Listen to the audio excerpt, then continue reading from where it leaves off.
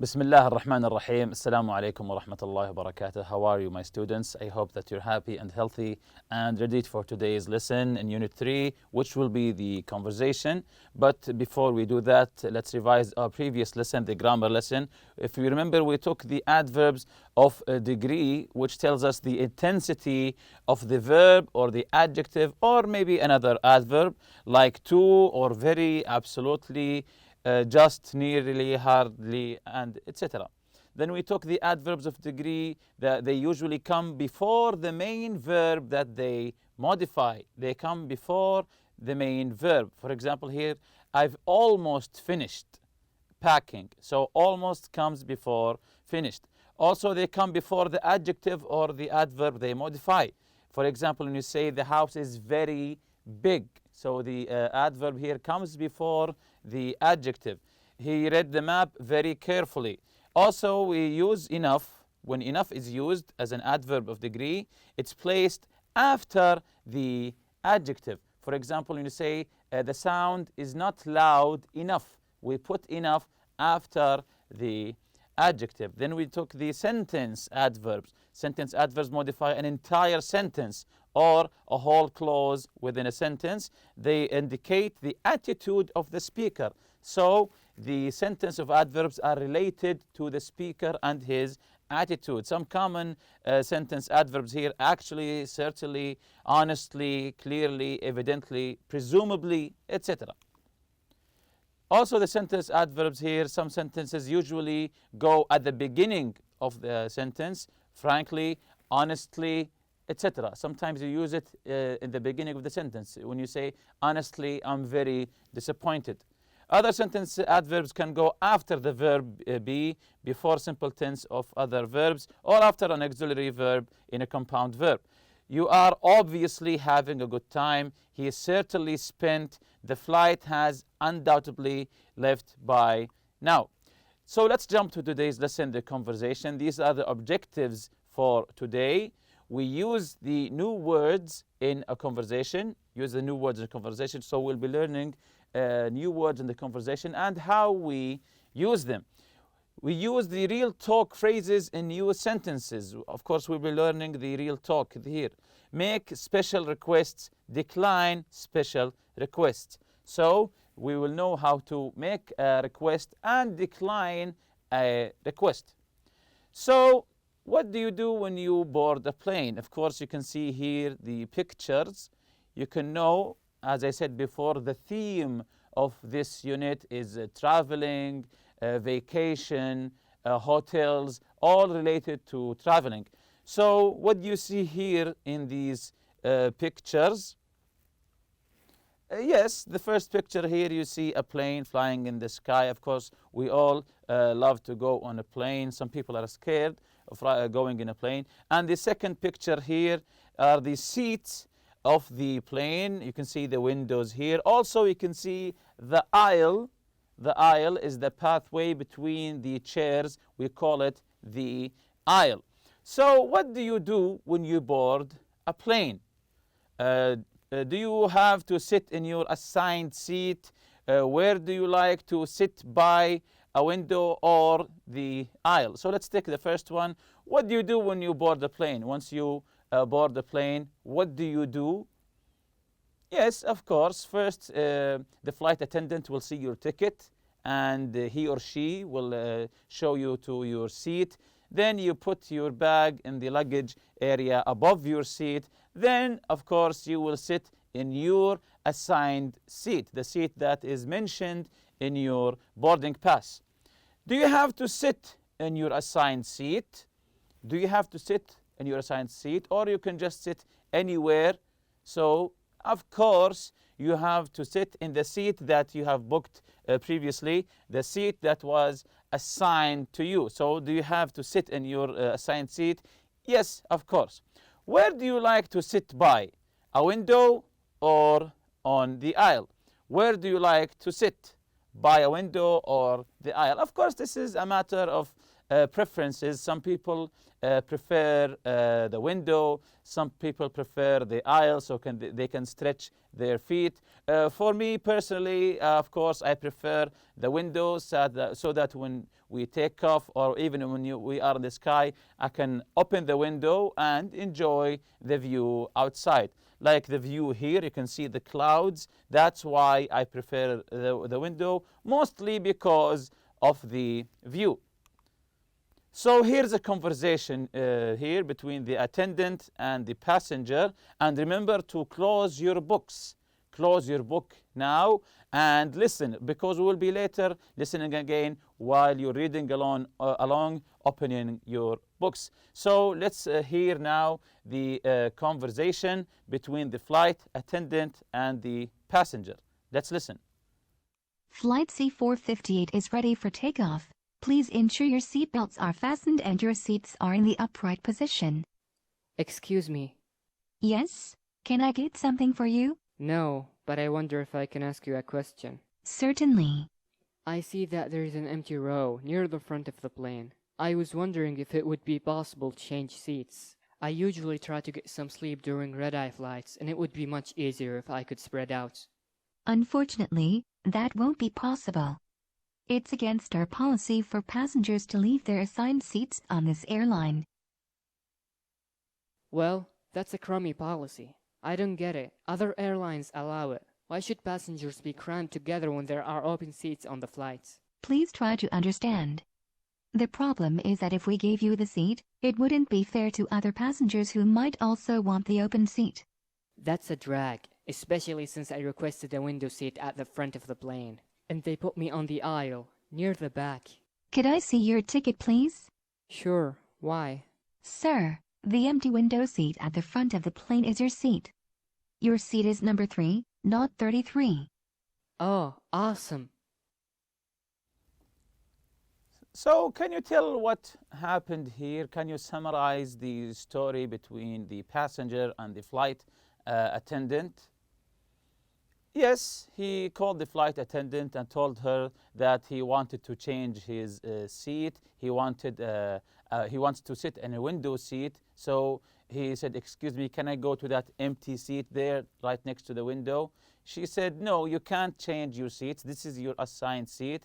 Then he complained that this is a wrong policy. We should sit wherever the open seats are, etc. Then he said, "Even I booked for a window seat, you gave me an aisle seat."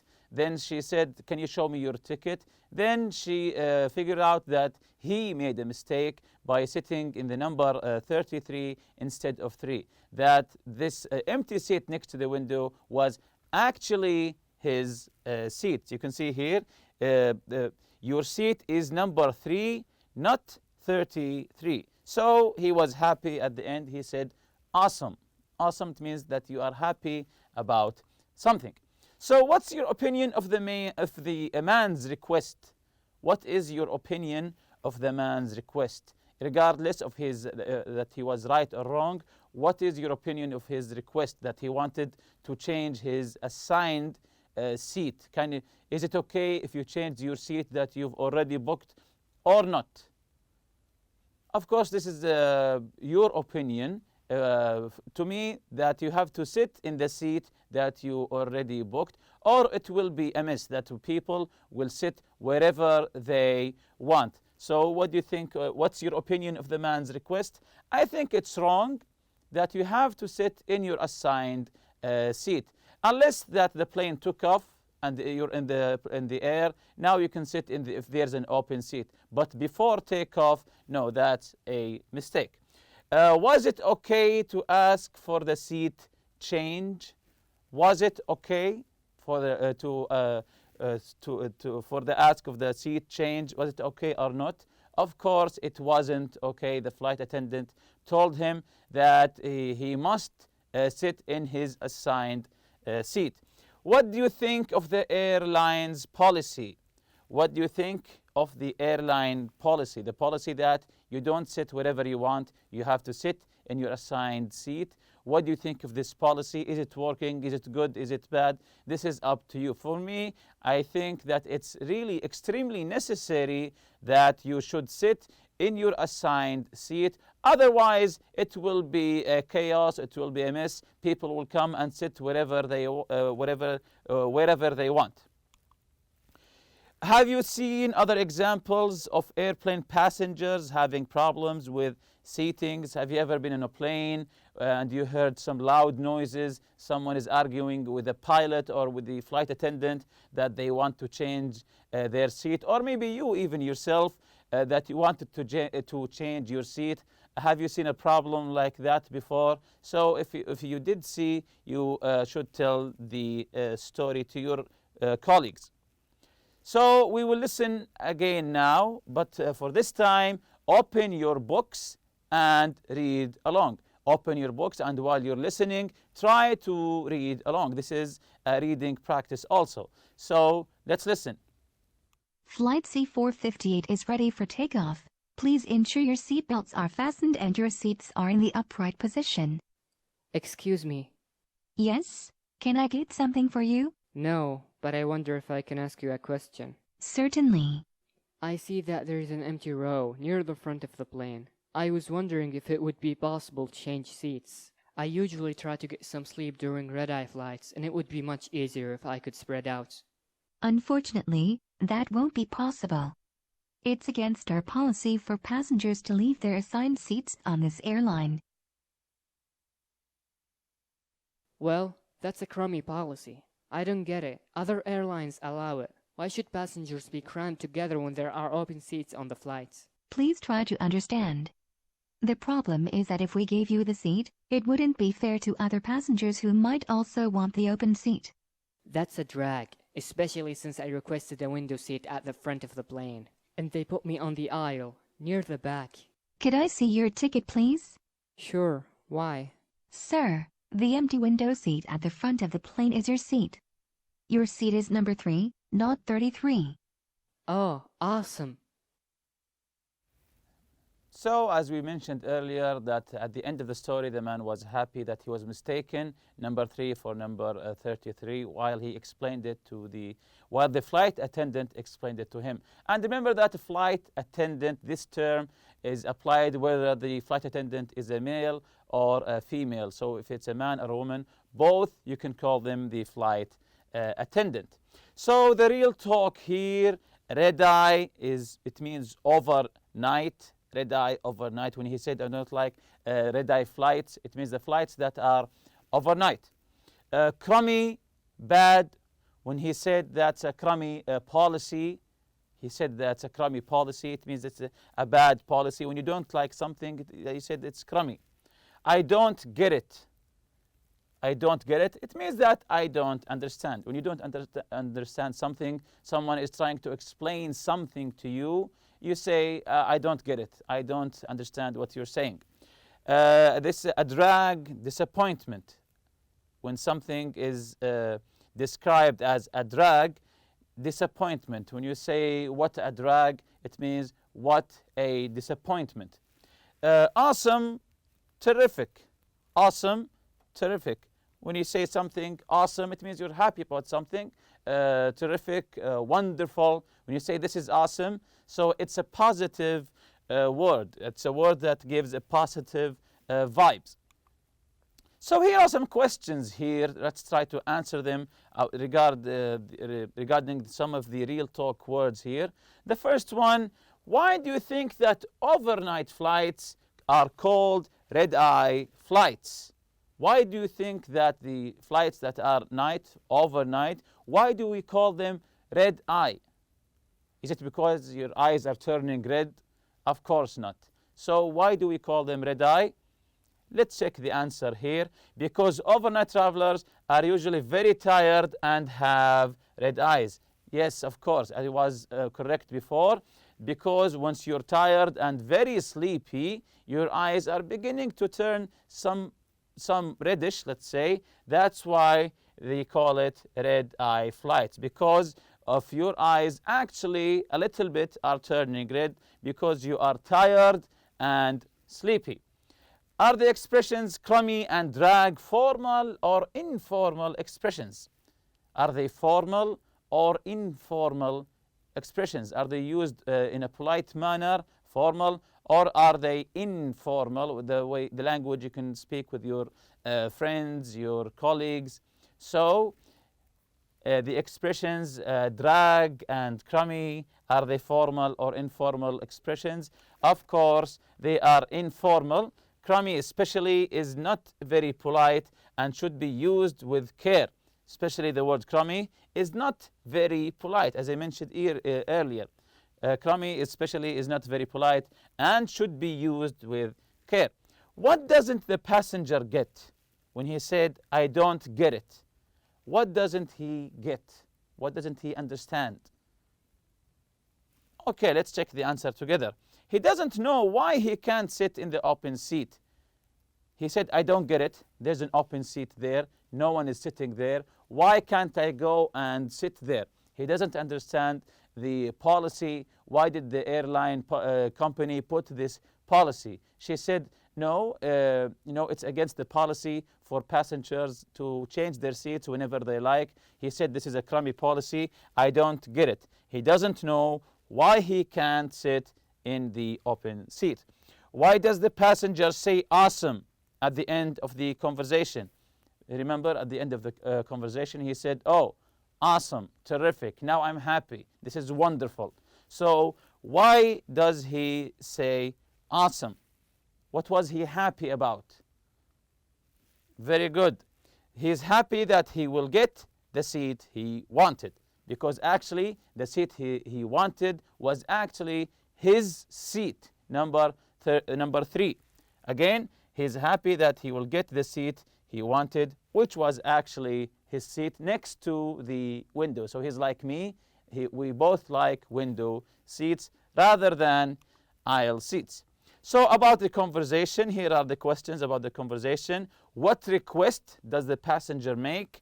How does the flight attendant respond? What reasons does she give? How does the passenger end up getting what he wants? So let's answer the first question. What request does the passenger make from the flight attendant? Of course, he has a request. He asked the flight attendant. So what was the request? Yes, he would like to change seats. He would like to change his seat. Instead of the aisle seat, he wants to go to the window seat, as I said before, which he actually booked. How does the flight attendant respond? What reasons does she give? What was her response? How did she respond? Very good. She says that changing seats won't be possible because it wouldn't be fair to other passengers. It's also against the policy of the airline. She said, sorry, we can't grant you this request. It's against the policy to change seats, and it wouldn't be fair to other passengers because you can change your seat whenever you want. So it wouldn't be fair to other passengers who might also want to change their seats. Again, she says that changing seats won't be possible because it wouldn't be fair to other passengers. It's also against the policy of the airline. How does the passenger end up getting what he wants? So at the end, we know that he gets what he wants, and he said awesome. How did that happen? How, at the end of the story, did the passenger ending up getting what he wants? Yes, the passenger was in the wrong seat. From the beginning, he was at the wrong seat to begin with. He moves to his assigned seat, which is the one he wanted. So, by mistake, he went to the wrong seat. He ended up with the right seat by mistake. So again, the passenger was in the wrong seat to begin with. He moves to his assigned seat, which is the one that he actually wanted. So let's jump to the your turn part here. Role play with a partner. Imagine you are at a shopping mall. Make a special request of the sales clerk or assistant. Use phrases from making and declining special requests. So this is the box here from where you can make or decline a special request. whether you want to ask, make a special request, or you decline a request. So I wonder if it would be possible. This is making a request. Do you think it would be possible? This is also making a request. Unfortunately, that's not possible. This is declining a request. I wish it were possible, but etc. This is also declining a request. That won't be possible. I'm afraid we can't. This is declining also. We can't do it because the problem is all of these are declining requests. Using phrases like these makes the request sound more polite. Sounds more polite. So most of them are formal language requests. Using these would make your request more polite. When you want to decline a request, you don't say no. You say, I'm afraid we can't do that. I wish it were possible, but we can't do that. Sorry. So these making and declining requests are more polite. So can you find examples of the phrases in the conversation? Let's see the conversation. This is the first part of the conversation. Can you see some of them here? Let's take just one or two. Yes, here. Passenger, no, but I wonder if I can ask you a question. I wonder if I can ask you a question. Here's trying to make a request. Also here, I was wondering if it would be possible. I was wondering if it would be possible. Then you state your request. His request was to change seats. I wonder if it would be possible to change seats. Also here, the attendant said, unfortunately, that won't be possible. So she's politely declining the request. Also here, please try to understand the problem is. Then you say why you declined the problem, the request. Please try to understand the problem is, etc. And with that, we end our lesson. Thank you for listening so much. See you next session, inshallah. Subhanakallahumma bihamdik. Ashhadu an la ilaha illa anta astaghfiruka wa atubu ilayk. Assalamu alaikum.